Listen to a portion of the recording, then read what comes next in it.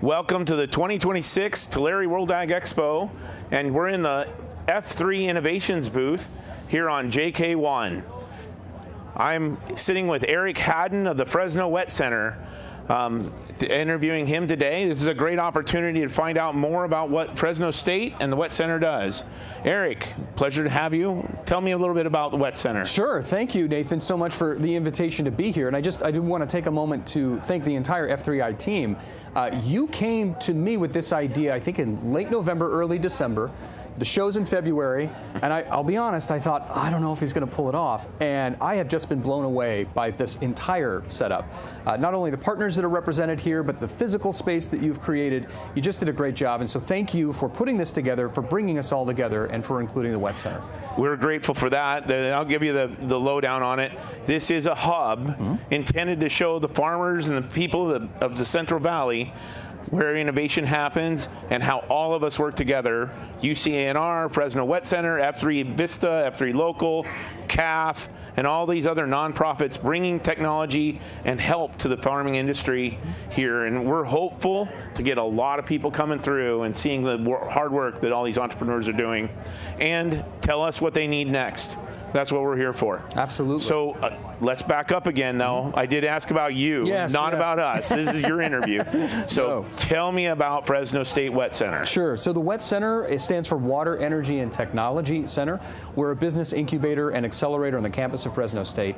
We've been around since 2016, and one of our core programs is Valley Ventures. We just finished our 9th cohort. In fact, later this afternoon, I'll be talking to some of the alumni of that program. But our 9th cohort, bringing entrepreneurs from all over the world here to the Central Valley, connecting them with faculty researchers, connecting them with the rest of the ecosystem that's here, showing them the physical space that is the Central Valley.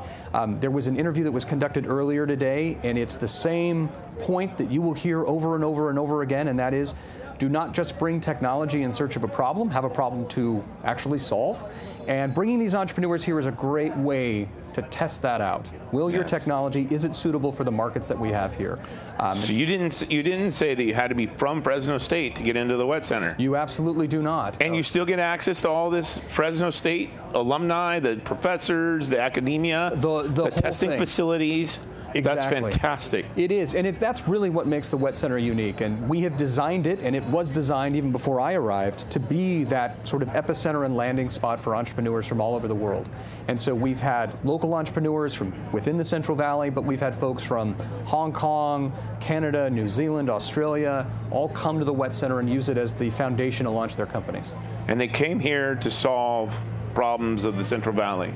Correct, yes. Water, energy, and water, energy, ag, really anything that can help maintain agricultural economic productivity in our region, that's what they're here to do. That's great. Now, I would expect that some Fresno State students have been a benefactor of companies coming in? Yeah, and they've benefited in a couple of different ways. And actually in this most recent cohort, our 9th, we had a Fresno State student, he's a master's student now, who's just launched a company, and so he joined our accelerator program. But one of the other ways they've benefited, and there's a company here that was actually a recipient of one of your innovation grants, Eco2Mix.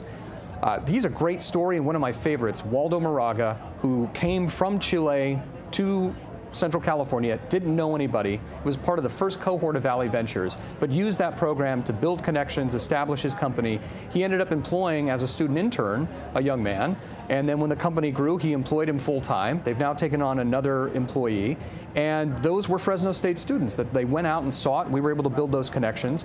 But absolutely, the intent of the Wet Center, the intent of the university is to bring in these businesses to allow them to grow, and then everybody benefits. The taxpayers benefit, the economy benefits. We all benefit not only from having them here solving the problems, but from having them here grow their businesses and turn into that next level of economic development. That's fantastic. That's fantastic.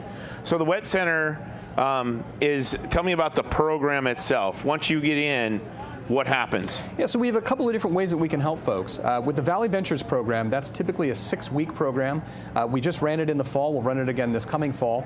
And we bring you in. We have a series of virtual sessions that will focus on grant writing, sales, product demonstrations, pilot site demonstrations. We will take you physically around not only the Fresno State campus, but also the Central Valley and connect you with some of the people that you need to know. And then the way that we culminated this most recent Valley Ventures cohort was with our Ag Tech Day on campus, which is a great way to bring in growers, great way to bring in technology companies that are a little bit more established. We bring them to campus and we host a mini trade show. I wouldn't go as far as to compare it to the World Ag Expo. Of course, nothing compares to that. But in our own miniature way, we're trying to create that form of connection and interface. And so this year we brought all of our startups there to meet potential customers, which beyond prize money, beyond winning a pitch contest, is probably the most valuable thing that we can give them. That's fantastic. So how do you decide what kind of companies come in? Do you have an advisory team of growers or of local entrepreneurs, or who's making it, like, how do you get companies in, or how do you decide what kind of companies come in? Well, so the first thing I will say is scouting the entrepreneurs is probably the biggest part of our work that we have to do. The Central Valley is a great place. I've called it home all of my life, but the reality is that we don't have a homegrown entrepreneurial ecosystem, at least not yet. We're working on that. That's why we're all here. That point being, you spend a lot of your time going out and scouting these entrepreneurs from other areas, whether that be other universities or throughout the country or across the globe, and you're convincing them, hey, to come here to Fresno, we think you might be a good fit for the programs that we have to offer. And then we have what's called a Technology Innovation Evaluation Board that we will put these startups in front of, and that really serves as a very candid conversation for a team of PhD experts to engage with the startup founder and ask them pointed questions about their path to readiness, about their fundraising activity, about the applicability of their technology in our region, and then they can give us recommendations as to whether or not they'd be a good fit for the program and a good fit for the Central Valley.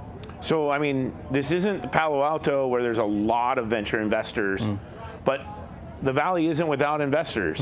So are you seeing growers? Are you seeing other professional venture firms get involved? I mean, how is this ecosystem supported beyond the entrepreneur? Well, and I think it's still early days. We are seeing interest from the grower community, but we're also seeing interest from professional investors who, over the last 9 years, have taken interest in the companies that we have here.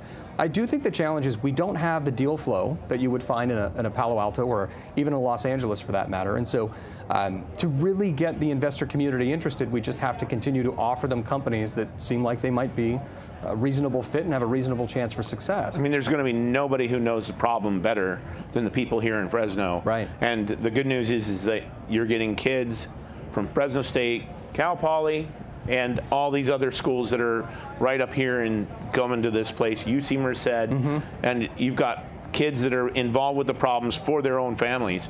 So you, tell me about a success story other than Eco2Mix. You did get a good plug for them, but let's talk about something that's happened out of the Wet Center. So one of the startups that I'm really excited about because they solve a clear problem, and we're going to hear from them later, is Water One.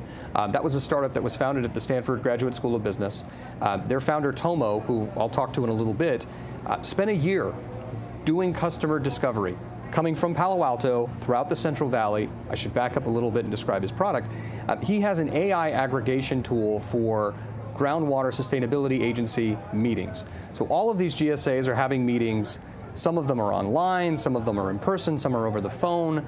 His tool, using artificial intelligence, takes all of these notes from all of these various GSAs and summarizes them in a 6-minute podcast. So you can get a very quick summary of everything that's going on throughout the region in terms of groundwater sustainability. And that is such a useful tool. Of course, Sigma has been incredibly impactful, both positively and negatively, throughout the Central Valley. But having this tool to be able to understand what's going on in all of these GSAs in real time is critically important. So I think he has a real opportunity to make a significant difference.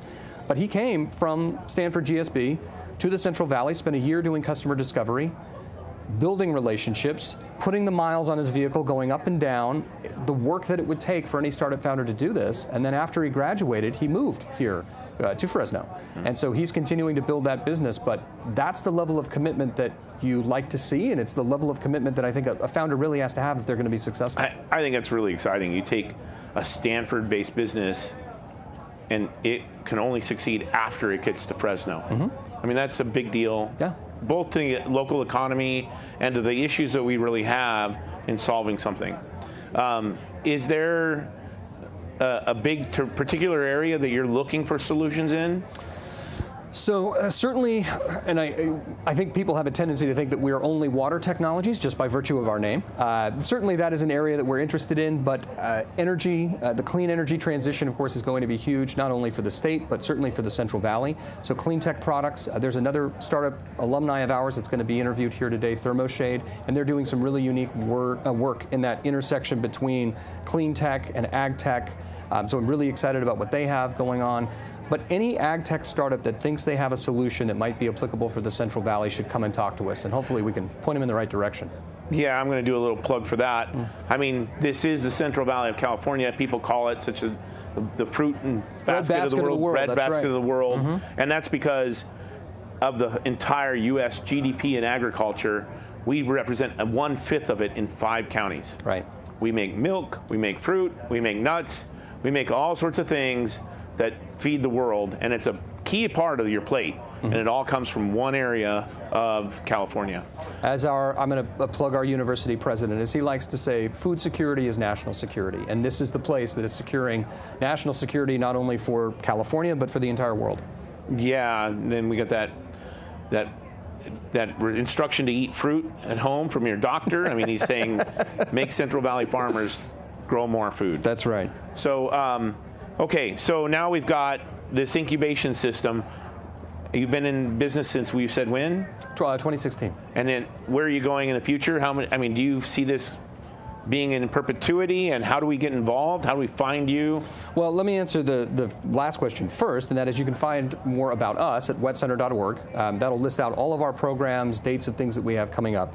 In terms of things that I'm really excited about for this year, we have a grant through the California Office of the Small Business Advocate to support small business broadly throughout an 8-county region here in Central California. And why I'm excited about that is, while we are traditionally supporting these ag tech, energy, water, deep tech entrepreneurs, this grant allows us really to help small business at large. So there are a lot of entrepreneurs, especially in the Fresno area, that may have an idea for a business but don't know where to start, and we have the opportunity to help them launch those businesses. We also, for the first time, have $100,000 in grant money that we're going to be giving away on April 15th. We're hosting our conference. We call it Start, Grow, Stay. It'll be in Madera County this year. But we will have a pitch contest where entrepreneurs will come and pitch for this $100,000. That's fantastic. Yeah, I'm really excited about that. Eric, so you just said it's not just these guys from Palo Alto that are coming. It's the local entrepreneurs. There's a lot of different people, and the ideas can vary from... We're seeing food, we're seeing energy, we're seeing water products. One of the companies that we funded last year, it's called Green Evolution Technologies. They are making a biofilm product. It really it's all over the map, and that's what makes it so exciting. Let's back up. Let's go away from the tech stuff. You said food. Oh, sure, yeah. Yeah, tell me like some kind of food being created, a cheese, a salsa? What, I mean... So we had a program through the USDA that we ran last year. It was called the Culinary Catalyst, and anybody that's paid attention to the headlines knows there's been a bit of upheaval at the federal level over the last 12 months.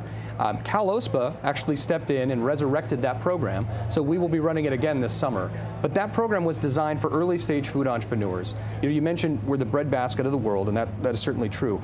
But what you find when you just scratch the surface, there are so many budding food entrepreneurs that have a recipe that may have been given to them by their grandmother or their mom or its dad. They want to commercialize that product, but they don't know where to start. And this Culinary Catalyst program is really designed to help them do that, to help them create a business out of that idea. Well, I mean, it helps the industry, like Greek yogurt did to help the dairy industry. New products help move food. Absolutely. And help make farmers wealthy, help the whole distribution system, and maybe help America eat good things. Right. So, all right, so again, tell me how to get to you and what should we do? Sure, yeah, so if you want to find out more information about the Wet Center, you can find us online at wetcenter.org, wetcenter.org. We're also pretty heavily prevalent on LinkedIn as well as Facebook. You can find us there as well. But I also want to say, just as a final plug to F3i and the work that you're doing there, we talk about the catalyst that this ecosystem is providing. You had innovation grants recently that you gave away to some startup companies. Eco2Mix, who I mentioned earlier, they were a recipient of that grant. And now especially there's never enough money, right? That's true at any point in your startup journey, but especially over the last year, there's been so much disruption at the federal level in terms of grants that it came at such a critical time for a lot of these startups. So I just want to reiterate how grateful we are that they were able to take advantage of that program. Yeah. Well, we're grateful to have you, and Eric Hadden with the Fresno State Wet Center. We were really excited that we could have you at the World Ag Expo today, and we hope you come back next year and we bring more companies, more startups, more exciting things to the F3 Innovation booth. So again, thank you for having us, and thank you for being a part of this. Thanks for having me. Thank you.